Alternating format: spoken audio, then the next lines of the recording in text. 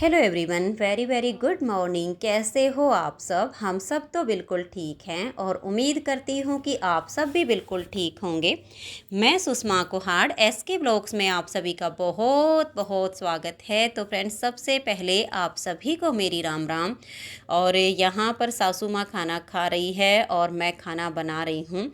वैसे मैंने ब्लॉग की स्टार्टिंग नहीं की थी, लेकिन कुछ बहन बेटियों के बार बार कमेंट्स आते रहते हैं कि दादी माँ कैसी है, ठीक है, कहाँ चली गई है, आजकल वीडियो में नहीं दिखती है, क्या उसको अपनी जेठानी के पास भेज दिया है, क्या वो वहाँ पर रहने के लिए चली गई है। तो सबसे पहले तो मैं आप सबकी जानकारी के लिए ये बताना चाहूँगी कि जब परिवार अलग हुआ था तो सासू माँ हमारे पास ही थी और आज तक हमारे पास ही है और मरते दम तक हमारे पास ही रहेगी। तो कृपया इस तरह के सवाल मत किया करो।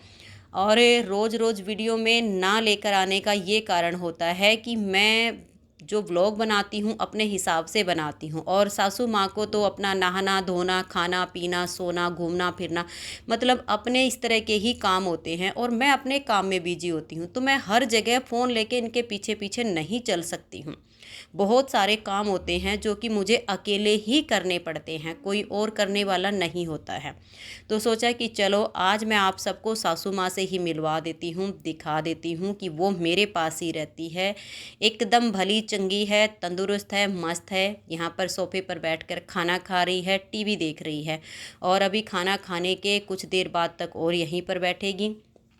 उसके बाद अपना जाकर सो जाएगी शाम के 4 बजे तक, और 4 बजे अपना उठ के दूध पी के थोड़ा बहुत फिर अपना जो योगा कसरत करना है या बैठना है या टीवी देखना, फिर से घूमने के लिए चली जाएगी। तो मेरे पास इतना वक्त नहीं होता है कि हर जगह मैं कैमरा लेकर वहाँ पर खड़ी रहूँ। इसलिए कृपया इस तरह के कमेंट्स मत किया करो। मैं पहले भी बता चुकी हूँ कि मेरी सासू माँ मेरे पास ही रहती है, कहीं और नहीं रहती है। तो सोचा कि चलो कुछ बहन बेटियों की शिकायत है उसे दूर कर देती हूँ, आप सबको सासू माँ से ही मिलवा देती हूँ। तो आप सब मिल लीजिए और सासू माँ यहाँ पर कथा सुन रही है तो कथा सुन लीजिए। और ब्लॉग की स्टार्टिंग वैसे मैंने की हुई है, जो कि ब्लॉग मेरा कल आएगा। और सासू माँ से मिलकर आप सबको कैसा लगा मुझे कमेंट्स करके ज़रूर बताइए। और हाथ जोड़कर रिक्वेस्ट है कि प्लीज़ इस तरह की कमेंट्स मत किया करो कि वो जेठानी के पास भेज दी है क्या। ऐसा कभी नहीं होगा। जब तक मेरे शरीर में जान है ये मेरे पास ही रहेगी। छोरी सुमयमान मुखाम्बुजः पीताम्बरधरस्त्रग्वे साक्षात्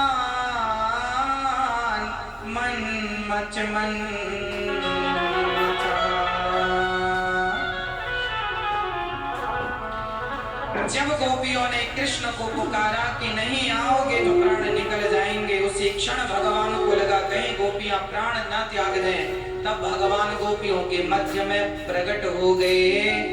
इति गोप्यः प्रगायन्त्यः प्रलपत्यश्च चित्रधा तासामाविर्भूच्छोरिः स्मयमान मुखाम्बुजः पीताम्बरधरस्त्रग्वे साक्षात्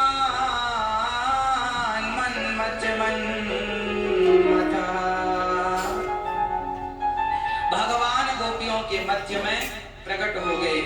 तब गोपियों का सारा दुख दूर हो गया, जो अहंकार आया चरणों में गिर के बोली नाच सबसे पहले ऐसी कृपा करो कि हमें कभी अहंकार ना आए, क्योंकि जितनी बार अहंकार आएगा उतनी बार भगवान हमें छोड़ करके चले जाएंगे।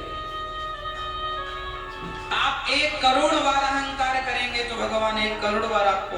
अहंकार जहां है, जैसे प्रकाश, अंधकार और प्रकाश दोनों एक साथ कभी नहीं रह सकते, उसी प्रकार हमारे कृष्ण और अहंकार ये दोनों एक साथ नहीं रह सकते। ये रास रचा है, ये कोई स्त्रियां नहीं है।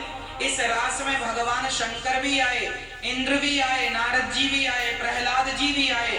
भगवान के जो भक्त थे उन भक्त और भगवान के मिलन को रास कहते हैं। ये गोपियां कोई स्त्रियां नहीं थी, ये कई जन्मों की तपस्या करने वाले संत थे। आज भगवत दर्शन इन्हें हुआ और इनका कल्याण हुआ, इन्हें भगवत प्राप्ति हुई। ये कोई सामान्य स्त्रियां नहीं है। सामान्य स्त्रियां होती तो क्या आज सामान्य स्त्री अपने बच्चे को, अपने पति, अपने पुरुष को छोड़ के तुरंत आ जाती? हाँ, आज तो कोई स्त्री अपना बच्चा नहीं छोड़ेगी। आज तो कोई स्त्री अपना इस प्रकार से त्याग करेगी भगवान के लिए, और कर दे तो बड़ी श्रेष्ठ बात है। तो वो गोपियां कोई सामान्य स्त्रियां नहीं थी। सामान्य स्त्रियां तो ये संसार की हैं। भगवान वो गोपियां जो चुटकी में यूं सब छोड़ के आई, उन्हें इनसे कहां तुलना कर रहे हो? वो जन्म जन्म की तपस्या करने वाली संत है, साधना करने वाली है। आज उन पर भगवान की कृपा हुई और आज भगवान के हृदय से लग रही हैं। जन्म जन्म की तपस्या का फल यही तो है कि भगवान अपने हृदय से लगा लें, एक बार अपने गले से लगा लें, बस यही तो हमारी तपस्या का फल है। यही तो तपस्या का फल है। भक्तों, सारी गोपियां आनंदित हो गईं। भगवान ने सबको दर्शन दिया। अब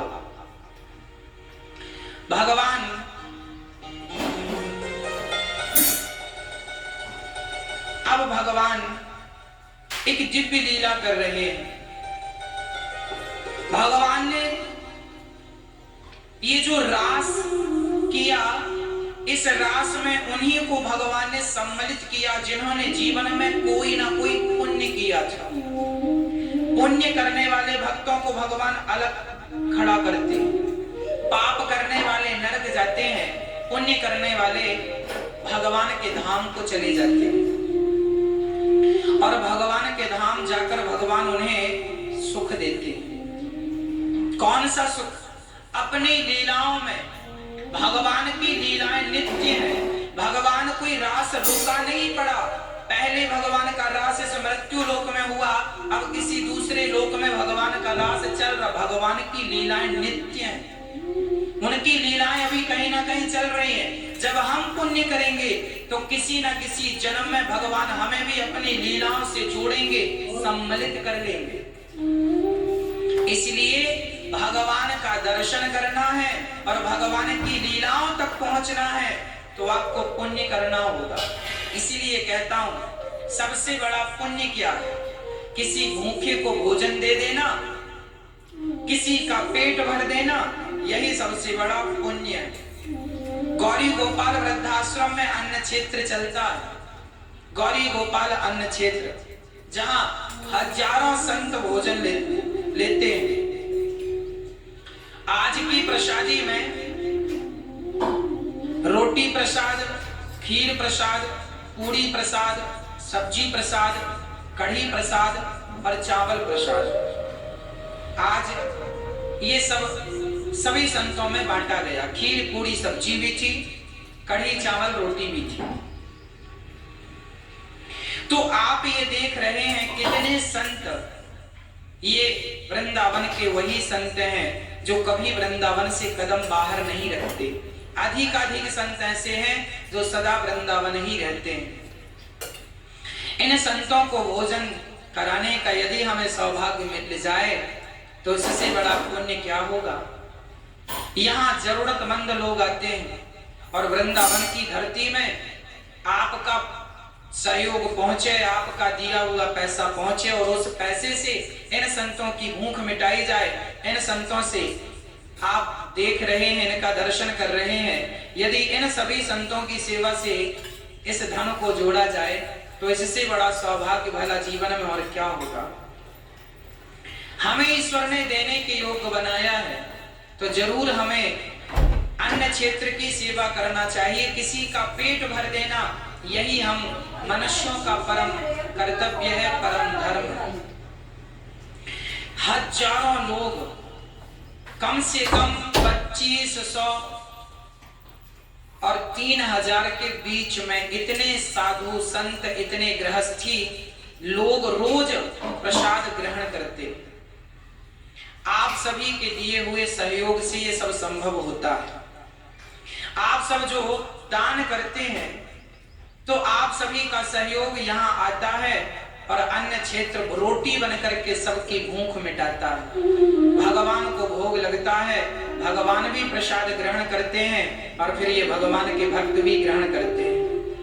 अपने परिवार में, इनके परिवार में जितने लोग हैं सबके लिए प्रसाद ये ले जाते हैं। जो जितना मांगता है उतना प्रसाद पेट भर दिया जाता है।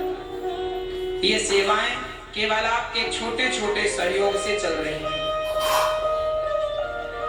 यहाँ गौरी गोपाल वृद्धाश्रम में हमारी वृद्ध माताएं भी रहती हैं। वो माँ जिनके अपने बच्चों ने घर से निकाल दिया है, सेवा नहीं की।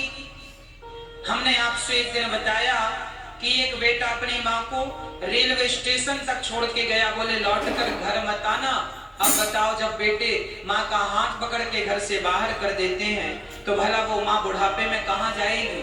तब ऐसी बूढ़ी बूढ़ी माताएं गौरी गोपाल वृद्धाश्रम आती हैं और इन माँओं की सेवा करने का हमें अवसर मिलता है।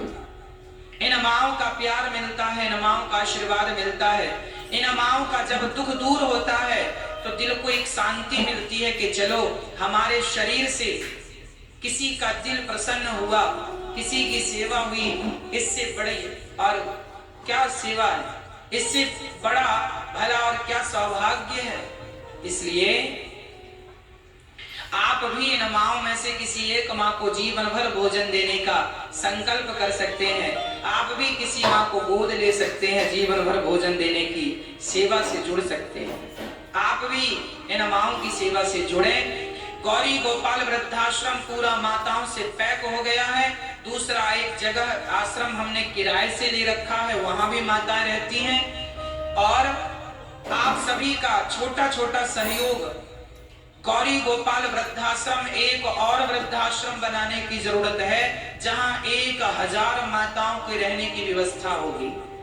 1000 माताएं आनंद से रह सके, ऐसा एक बड़ा वृद्धाश्रम बनाने के लिए आप भी एक कमरा बनवाकर माँओं की सेवा में समर्पित कर सकते हैं। कमरा बनाने की सामर्थ्यता विधाता ने नहीं दी तो एक कमरे की छत का सहयोग कर सकते हैं। जिस छत में माताएं रहेंगी, जिस छत की छाया में माताएं रहेंगी और आप सभी को दुआएं, आप सभी को आशीर्वाद मिलेगा। पता नहीं किसकी कौन सी दुआ, कौन सा आशीर्वाद कब आपके भाग्य खोल दे, कब आपके जीवन की बिगड़ी बना दे। इसलिए आशीर्वाद और दुआएं जरूर लूटनी चाहिए। आप भी वृद्धाश्रम के निर्माण में इन माँओं की सेवा से अपने धन को जोड़ सकते हैं। तहाँ आपका कम से कम एक ईंट तो कम से कम आपकी पहुंचे और आप इन माँओं की सेवा से जुड़े। साथ ही आप यहाँ जो संत फुटपाथ पर सो जाते हैं, इन संतों के लिए एक संत निवास बनवाने का प्रयास है जहाँ सभी संत आनंद से रहकर भगवान का भजन करेंगे। अरे हम भजन ना कर सके तो क्या हुआ, भजन करने वाले भक्तों का सहयोग कर दें, क्या ये भी भजन नहीं है? ये भी तो भजन ही है। यदि सामर्थ्यता ईश्वर ने दी है तो इस प्रकार का आप भजन कर, ये भी एक भजन है कि किसी भूखे को भोजन करा देना, किसी माँ के आंसू पहुंच देना, किसी संत के भजन में, एक संत निवास में सहयोग कर देना। भूमि दान, संत निवास के लिए भूमि खरीदनी पड़ेगी, हमने देख रखी है। आप 1 गज 2 गज भूमि का दान करके संत निवास के निर्माण में अपना योगदान कर सकते हैं। जहां संत निवास बनाया जाएगा और संतों की सेवा होगी। प्रिय भक्तों, आप भी इन सेवाओं के कार्य से जुड़कर अपने धन को पावन कर सकते हैं। और यहाँ पर एक ऐसी रसोई बनाई जा रही है, गौरी गोपाल रसोई, बिहारी जी की रसोई के नाम से, जहां पर कितने भी लोग आए, सुबह 10 बजे या रात्रि के 10 बजे पेट भर भोजन वो करेंगे। 2000 लोग आए या 10,000 लोग आए, सब वृंदावन में कोई भी आए उनके लिए रसोई खुली है। सदा सदा उन्हें भोजन मिलेगा पेट भर निःशुल्क। तो आप इस भोजन की, इस बड़ी रसोई के निर्माण में भी जहाँ संत निवास बनेगा वहीं ये रसोई भी बनेगी। तो आप जो भूमि दान करेंगे तो वो संत निवास और रसोई दोनों के लिए होगी। तो इतनी बड़ी सेवा आपके द्वारा हो रही है, इससे बड़ा सौभाग्य क्या है। यहाँ गौदान आप कर सकते हैं, गौ माताओं की सेवा कर सकते हैं।